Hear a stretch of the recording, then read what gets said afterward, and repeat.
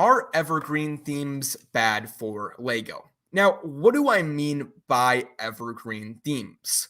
Well, the rough definition of an evergreen theme is a theme that pretty much has no end in sight. Star Wars, Marvel, DC, Ninjago, even, as well as City, Creator, Technic, are all examples of evergreen themes. Take a look at any of these themes. They have really no end in sight.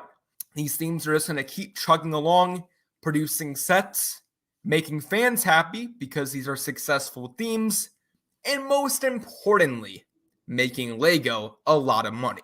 Well, you're probably thinking, right? These aren't bad for LEGO. They make LEGO a ton of money. These aren't even bad for LEGO fans. LEGO fans in general support these themes. It's why they keep going with no end in sight, and it's why LEGO is happy because the fans love them and they're cash cows. But regardless, if you take a step back and look at the current state of LEGO, you'll notice that in reality, most LEGO themes nowadays are evergreen themes. And maybe it shouldn't be surprising that most LEGO themes are evergreen themes. As long as both parties are happy, there's nothing to complain about. And that's where my problem comes in with this. Because you look 5 years ago, 10 years ago, I would say probably maybe only half of LEGO themes were evergreen themes. Spliced in there were different themes that maybe they only had a couple waves, or maybe they were only for one specific movie or show. But regardless, they had their impact. They were there for a short amount of time, but still, they brought something new to LEGO. Think about the 2010s, all of the different non-licensed LEGO themes we got. Alien Conquest, Monster Fighters, Galaxy Squad, Pharaoh's Quest. And then you think about also all of the licensed themes we got that maybe they didn't live on forever. Lone Ranger, Prince of Persia, Angry Birds. Themes like these, while maybe they did not make LEGO the most amount of money or were not the most profitable, all had their mark in some way, shape, or form on the brand and on fans. So what's wrong with these themes, these one-off themes that LEGO used to make a ton of back in the day, being pretty much cut off, really just canceled in favor of these evergreen themes that have no end in sight? Well, here's my problem. These themes prevent experimentation within LEGO. Now, of course, on a set-by-set basis, experimentation and new designs are always coming out and pushing the LEGO product forward. You look at mosaics now with different licensed themes, or you look at new minifigure molds or new set designs or new pieces and this and that. Of course, experimentation still exists within themes and within sets on a set-by-set basis, but there's no big experimentation with creating new themes and new products that truly might give LEGO a chance to push the brand even further. Experimentation, after all, is what grew the brand. It's what grew LEGO. Without experimentation, LEGO would be a wooden toy company and probably would no longer exist. Without experimentation, we would have never had Ninjago. Without experimentation, LEGO never plays around with Bionicle or introduces Technic. Without experimentation, LEGO is just lazy. And it's as simple as that. While so many other companies have gone under or struggled, LEGO has succeeded.